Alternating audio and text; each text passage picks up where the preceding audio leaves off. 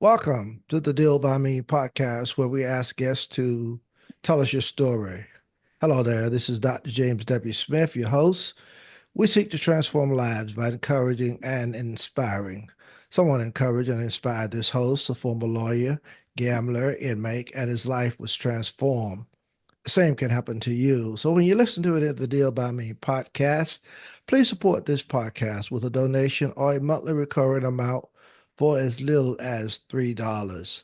If you're viewing any of the podcast on YouTube, please subscribe. To supporters of this podcast, we say thank you.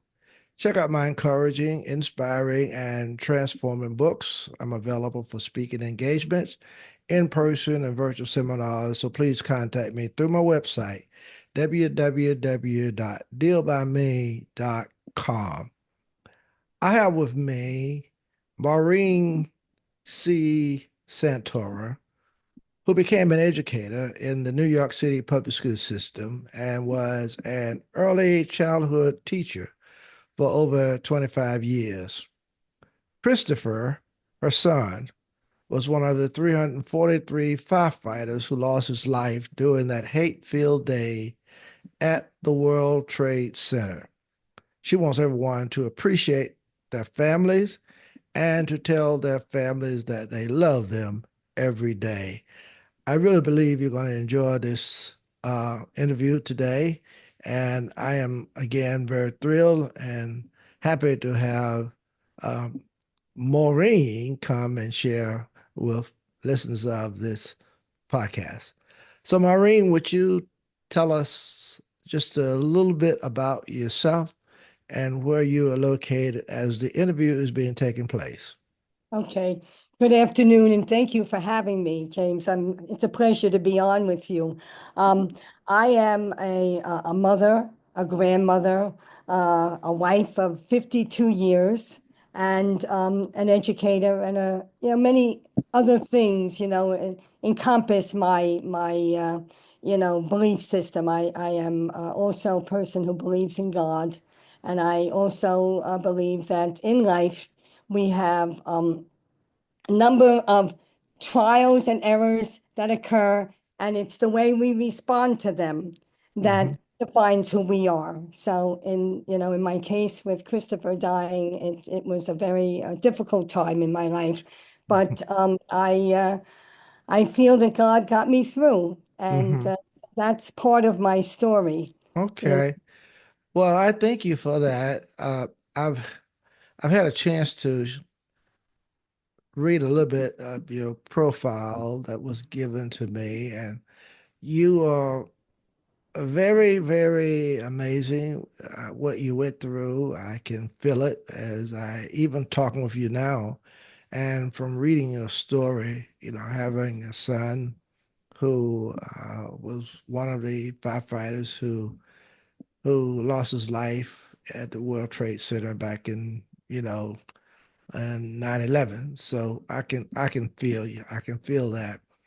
Tell us a little bit about what your life was like prior to that time, as I want listeners to get a feel for you, who you are, how many kids you may have had, married, what have you. Then they can feel this, have some empathy for what you may be sharing with them today.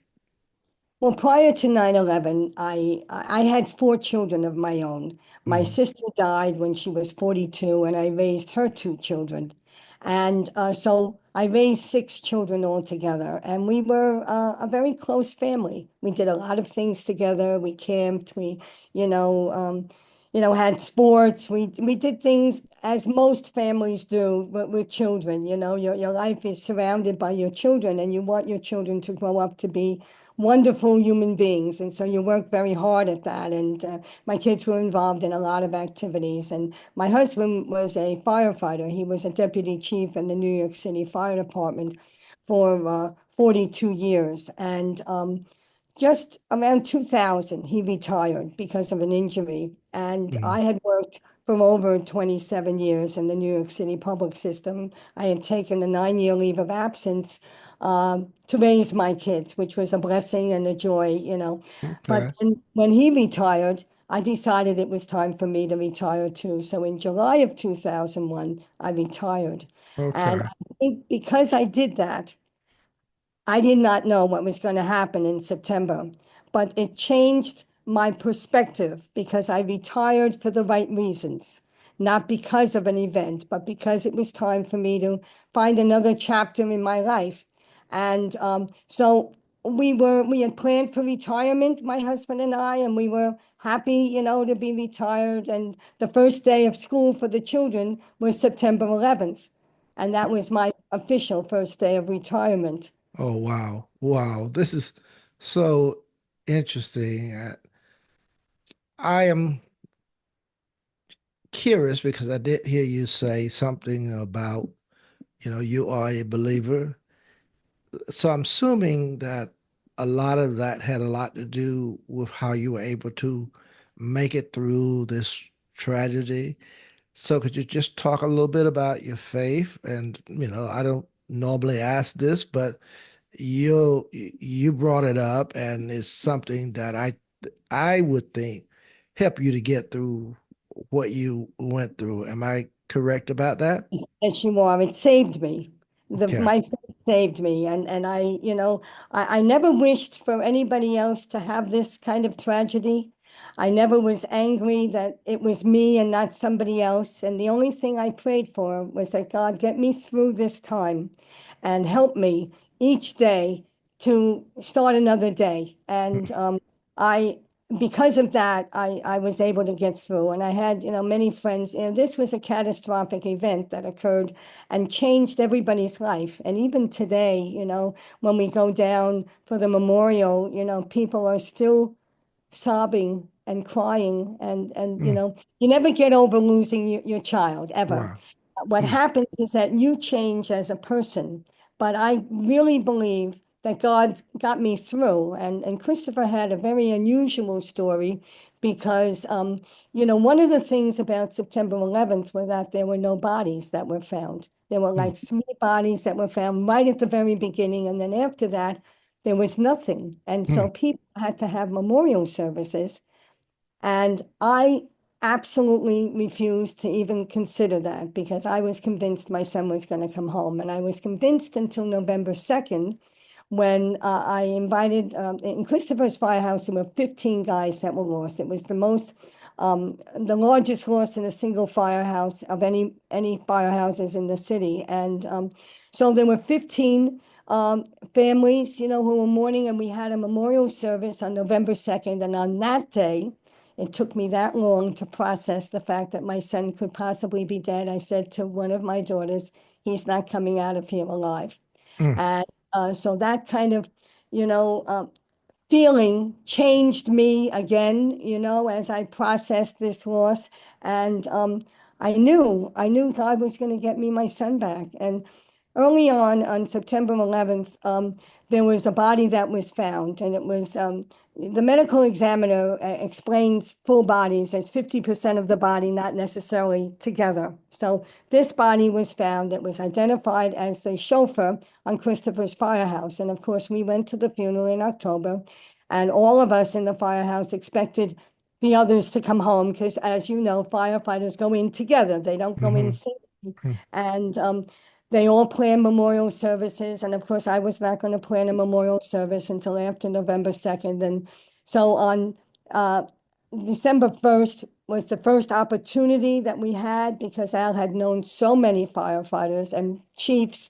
And, he had been in the service for so long. We went to funerals 4 or 5 times every week. So we must have gone to over 75 firefighter funerals.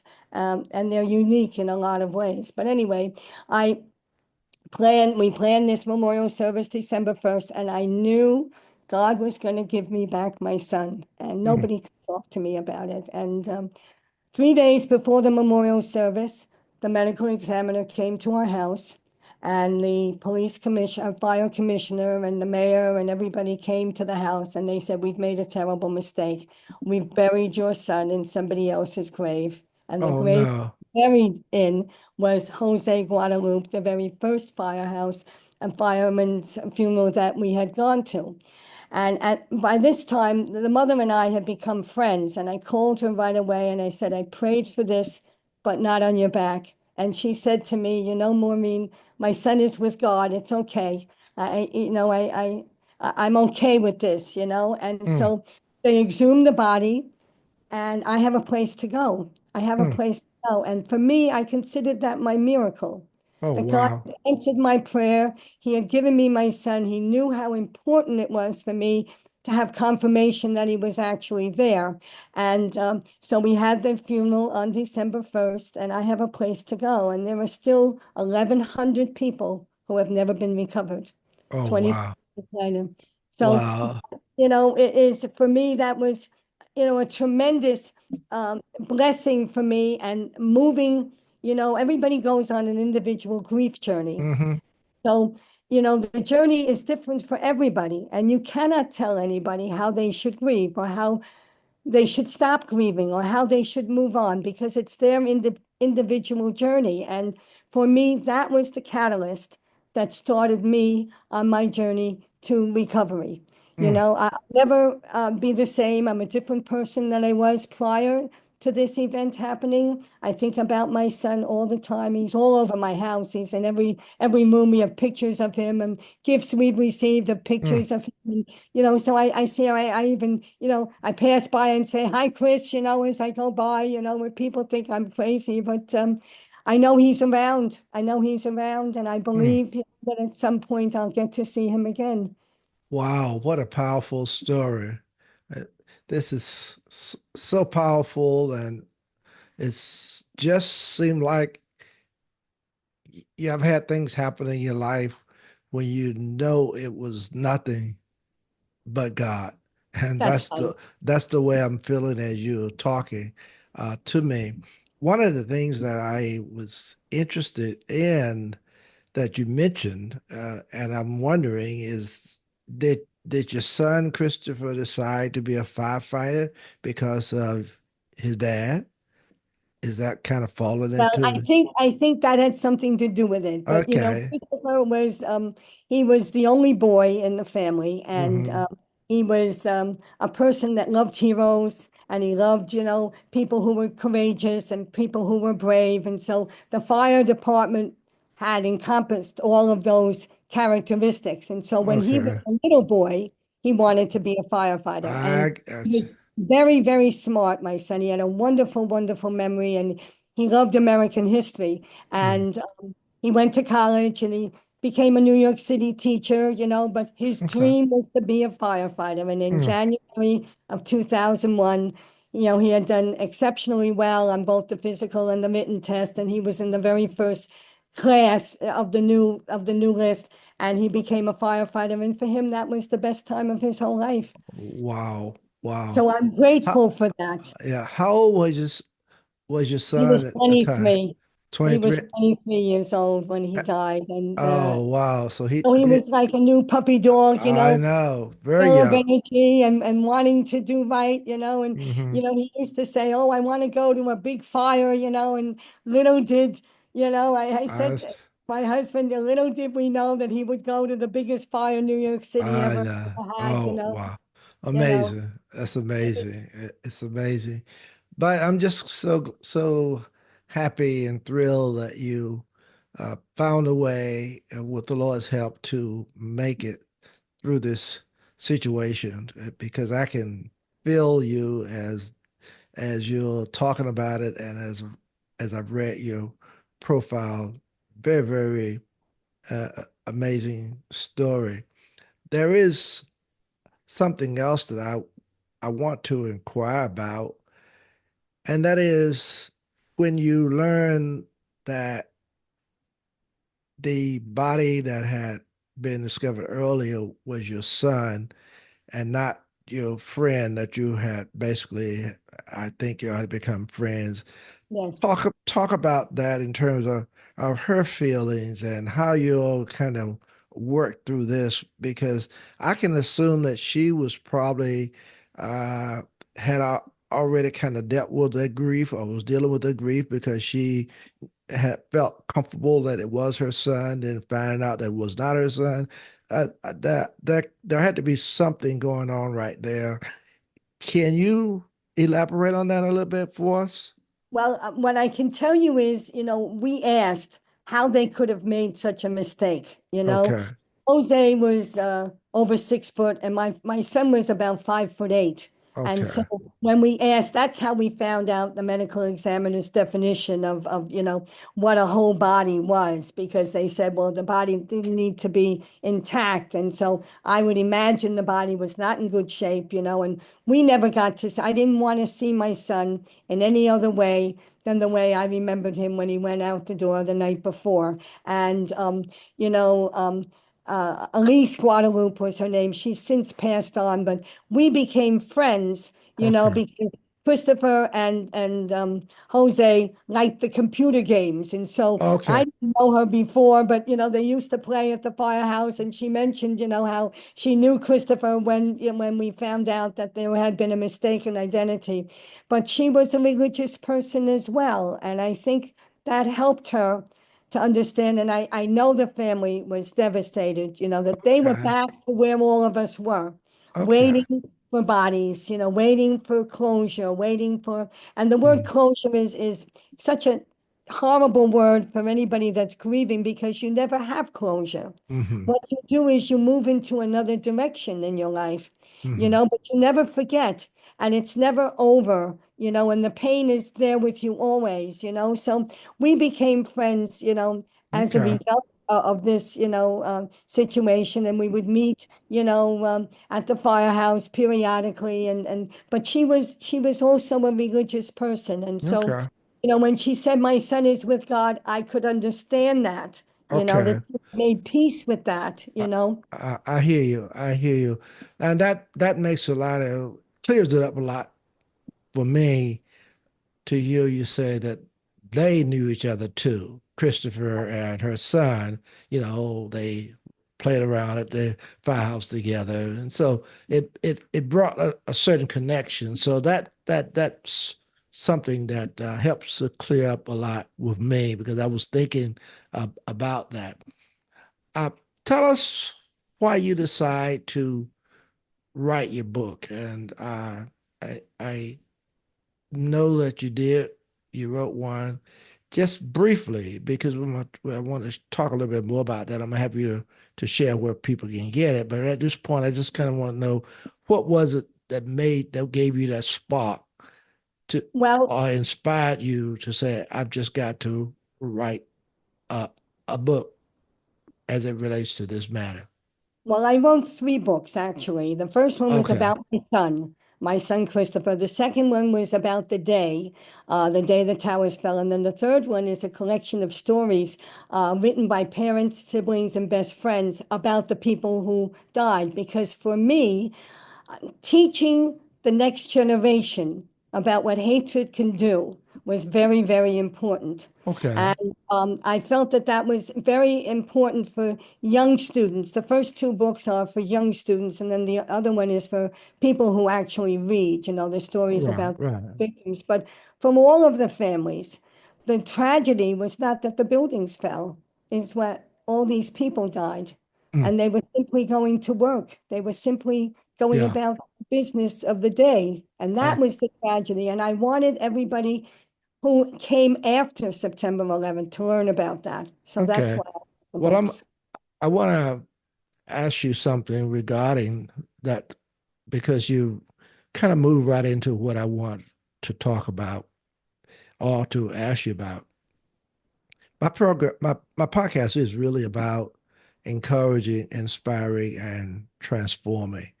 And I was, I'm still a minister and working as a interim pastor at this point, but I retired after 32 years from the same church. And so I obviously know how what faith can do, and I've sensed it in conversation and as we're talking. But the question that I'm concerned with as it relates to the podcast is suppose someone is listening to this podcast and they're hearing all that you say, and nobody's tragedy is the same, but everybody perhaps got something that they've dealt with.